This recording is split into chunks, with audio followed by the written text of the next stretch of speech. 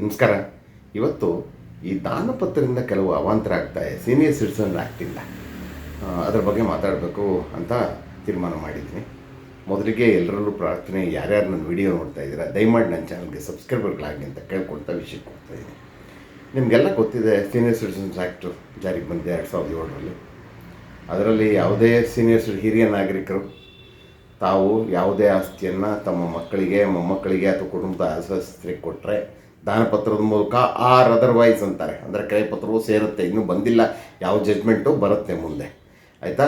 ಕೊಟ್ಟರೆ ಅವ್ರು ಸರಿಗೆ ನೋಡ್ಕೊಳ್ದು ಹೋದರೆ ಮೇಂಟೆನೆನ್ಸು ಅವ್ರನ್ನ, ಅಂದರೆ ಅವರ ಆರೋಗ್ಯ, ಪೋಷಣೆ, ಪಾಲನೆ ಎಲ್ಲವನ್ನೂ ಸರಿಗೆ ನೋಡ್ಕೊಳ್ದು ಹೋದರೆ ಮತ್ತವರು ಆ ಒಂದು ಕಾಯ್ದೆ ಅಡಿಯಲ್ಲಿ ಅಸಿಸ್ಟೆಂಟ್ ಕಮಿಷನರ್ಗೆ ಕಂಪ್ಲೇಂಟ್ ಕೊಟ್ಟು ಅದನ್ನು ವಾಪಸ್ ತೊಗೋಬೋದಾಗಿದೆ.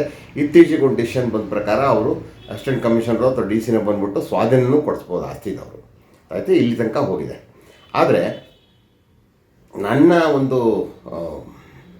ಯೋಚನೆ ಏನಂದರೆ, ಈ ಆ್ಯಕ್ಟಲ್ಲಿ ಈ ಥರ ಪ್ರಾವಿಷನ್ನು ಅವರು ಅದನ್ನು ಬಿಡಿಸ್ಕೊಳ್ಳೋಕ್ಕೆ ಕಾರಣ ಆಗ್ತಾ ಇರೋದರಿಂದ ನಾನು ಹಿರಿಯ ನಾಗರಿಕರಿಗೆ ಹೇಳೋದೇನು ಅಂದರೆ, ತಾವು ದಯವಿಟ್ಟು ತಾವು ತಮ್ಮ ಅಂತಿಮ ದಿನದವರೆಗೂ ಆಸ್ತಿಯನ್ನು ಯಾರಿಗೂ ದಾನ ಮಾಡಬೇಡಿ ಅಥವಾ ಮಾರಬೇಡಿ, ಆಯ್ತು. ನಿಮ್ಮ ಸಂಬಂಧ ಹಾಳಾಗುತ್ತೆ ಮಕ್ಕಳ ಜೊತೆ. ಕೊಡೋದು, ಕಂಪ್ಲೇಂಟ್ ಕೊಡೋದು, ಕೆಲವು ಸಲ ಏನಾಗುತ್ತೆ, ಕುಟುಂಬದಲ್ಲಿ ಅವರೇ ತೀರ್ಮಾನ ಮಾಡಿಕೊಡಲ್ಲ, ಯಾರೋ ಅವರ ಇನ್ನೊಬ್ಬ ಮಗಳು ಹೇಳಿ ಕಂಪ್ಲೇಂಟ್ ಕೊಡಿಸ್ತಾರೆ, ಒಬ್ಬ ಮಗನಿಗೆ ಕೊಟ್ಬಿಟ್ಟಿದ್ದಾರೆ ದಾನ ಅಂಥೇಳಿ.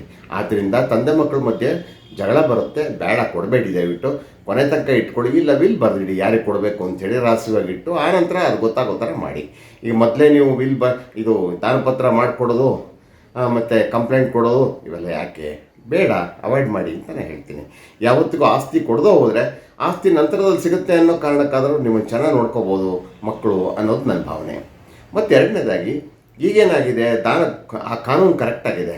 ದಾನಪತ್ರದ ಮೂಲಕ ಅಥವಾ ಅದರ್ವೈಸ್ ಅಂತಾರೆ, ಅಂದರೆ ದಾನಪತ್ರದ ಮೂಲಕ ಮತ್ತು ಬೇರಾವುದೇ ರೀತಿಯಲ್ಲಿ ಅವರು ಆಸ್ತಿಯನ್ನು ಕೊಟ್ಟಿದ್ರೆ ಅಂತ ನೀವು ಬುದ್ಧಿವಂತಿಕೆ ಉಪಯೋಗಿಸಿ ಕ್ರಯಪತ್ರ ಮಾಡಿಸ್ಕೊಂಡ್ರು ಅಂತ ಇಟ್ಕೊಳ್ಳಿ ಮಕ್ಕಳು, ಅದು ಕೂಡ ನಾಳೆ ಡಿಸಿಷನ್ ಬರುತ್ತೆ. ಮಕ್ಕಳಿಗೆ ಕ್ರಯಪತ್ರ ಮಾಡಿಕೊಟ್ಟಿರೋದು ಇದೇ ಉದ್ದೇಶಕ್ಕೆ ಅಂಥೇಳಿ ಅದನ್ನು ಹೊಡೆದಾಕ್ತಾರೆ, ಗೊತ್ತಾಯ್ತಾ. ಅದರಿಂದ ಕ್ರಯಪತ್ರ, ದಾನಪತ್ರ ಎರಡಕ್ಕೂ ತೊಂದರೆ ಆಗೋ ಸಂಭವ ಜಾಸ್ತಿ ಇದೆ. ಮತ್ತು ಈಗ ಮತ್ತೆ ಏನು ಬಂದಿದೆ ಅಂದರೆ, ಮೊದಲು ಏನು ಹೇಳ್ತಿದ್ರು ಅದ್ರಲ್ಲಿ ಕಂಡೀಷನ್ ಇರಬೇಕಿತ್ತು ಅಂತ. ಈಗಿನ ಸ್ಥಿತಿ ಏನಪ್ಪ ಅಂದರೆ, ಕಂಡೀಷನ್ ಇಲ್ಲದೇ ಇದ್ದರೂ ಪರವಾಗಿಲ್ಲ, ಅವರು ದಾನಪತ್ರ ಬರ್ಕೊಟ್ಟಿದ್ರೆ ಅದು ಅದೇ ಉದ್ದೇಶಕ್ಕೆ, ತಮ್ಮ ಪೋಷಣೆಯ ಉದ್ದೇಶಕ್ಕೋಸ್ಕರನೇ ಕೊಟ್ಟಿರ್ತಾರೆ, ಮೇಂಟೆನೆನ್ಸ್ಗೋಸ್ಕರ ಕೊಟ್ಟಿರ್ತಾರೆ. ಆದ್ದರಿಂದ ಅದನ್ನು ರದ್ದು ಮಾಡ್ಬೋದು ಅಂತ ಡಿಸಿಷನ್ಸ್ ಬರ್ತಾ ಇದೆ. ಸುಪ್ರೀಂ ಕೋರ್ಟ್ದು ಇದೆ, ಹೈಕೋರ್ಟ್ದು ಇದೆ.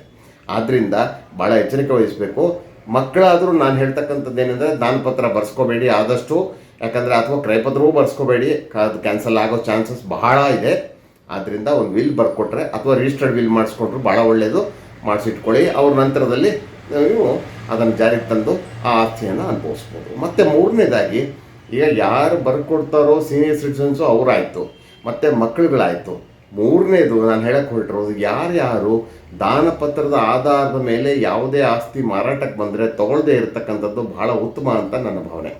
ಯಾಕಂದರೆ ನೀವು ದಾನಪತ್ರದ ಮೇಲೆ ಯಾರಿಗೋ ಹಕ್ಕು ಬಂದಿದ್ದು ಅದನ್ನು ಪರ್ಚೇಸ್ ಮಾಡಿದರೆ ತದನಂತರದಲ್ಲಿ ಎಷ್ಟೋ ವರ್ಷದ ಮೇಲೆ ಅವರ ತಂದೆ ತಾಯಿಗಳು ಕಂಪ್ಲೇಂಟ್ ಕೊಟ್ಟು ಅದು ಕ್ಯಾನ್ಸಲ್ ಆದರೆ ಆಸ್ತಿನ ವಾಪಸ್ಸು ಆ ಹಿರಿಯ ನಾಗರಿಕರಿಗೆ ವಾಪಸ್ ಕೊಡಿಸಿದ್ರೆ ಎಲ್ಲಿರ್ತೀರ ನೀವು? ಕಷ್ಟ ಆಗುತ್ತೆ. ನೀವು ಒಂದು ವೇಳೆ ತಗೊಳ್ಳೇಬೇಕು ಆ ಗಿಫ್ಟ್ ಡೀಡಿಂದ ಬಂದಿರತಕ್ಕಂಥ ಆಸ್ತಿಗಳನ್ನು ಅಂತ ಆದರೆ ನೀವು ಮೊದಲು ನೋಡ್ಕೋಬೇಕು, ಯಾರು ಕೊಟ್ಟಿದ್ದಾರೆ ಅವ್ರು ಬದುಕಿದ್ದಾರೆಯೇ ಅಂತ, ತಂದೆನೋ ತಾಯಿನೋ ಅಥವಾ ಇಬ್ಬರು ಕೂಡ ಬದುಕಿದಾರೋ ಇಲ್ಲೋ ನೋಡಬೇಕಾಗತ್ತೆ. ಬದುಕಿಲ್ದೋ ಹೋದರೆ ಡೆತ್ ಸರ್ಟಿಫಿಕೇಟ್ ನೋಡಿಕೊಂಡು ಕನ್ಫರ್ಮ್ ಮಾಡಿಕೊಂಡು ಆಮೇಲೆ ನೀವು ದಾನಪತ್ರದ ಮೂಲಕ ಬಂದಂಥ ಆಸ್ತಿಯನ್ನು ಕೊಳ್ಬೋದು. ಇಲ್ಲದೋ ಹೋದರೆ ತಂದೆ ತಾಯಿಗಳು ಬದುಕಿದ್ರೆ ಕೊಂಡ್ಕೊಂಡ್ರೆ ಅದು ಕ್ಯಾನ್ಸಲ್ ಆಗುತ್ತೆ. ಕ್ರಯಪತ್ರಕ್ಕೂ ಇದು ಅನ್ವಯ ಆಗುತ್ತೆ, ಬರುತ್ತೆ ನೋಡಿ ಮುಂದೆ ಡಿಸಿಷನ್ನು. ಕ್ರಯಪತ್ರಕ್ಕೂ ಅನ್ವಯ ಮಾಡ್ತಾರೆ ಕೋರ್ಟ್ನವರು, ಯಾಕಂದರೆ ಅದರ್ವೈಸ್ ಅಂತ ಇರೋದ್ರಿಂದ ಕಾನೂನಲ್ಲಿ ಬಂದೇ ಬರುತ್ತೆ. ಟ್ರಾನ್ಸ್ಫರ್ ಯಾವುದೇ ರೀತಿಯಲ್ಲಿ ಆದರೂ ಕೂಡ ಬರುತ್ತೆ, ಆಯಿತಾ. ಆದ್ದರಿಂದ ಎಚ್ಚರಿಕೆಯಿಂದ ತಗೋಬೇಕಾಗತ್ತೆ. ದಾನಪತ್ರದ ಬಂದಿದೆ, ಅವ್ರ ಹಕ್ಕಿದೆ ಅಂತ ಲಾಯರ್ಗಳು ಹೇಳ್ತೀವಿ, ನಾವು ಹೇಳ್ತೀವಿ, ಖಂಡಿತ ಹಕ್ಕು ಬಂದಿರುತ್ತೆ.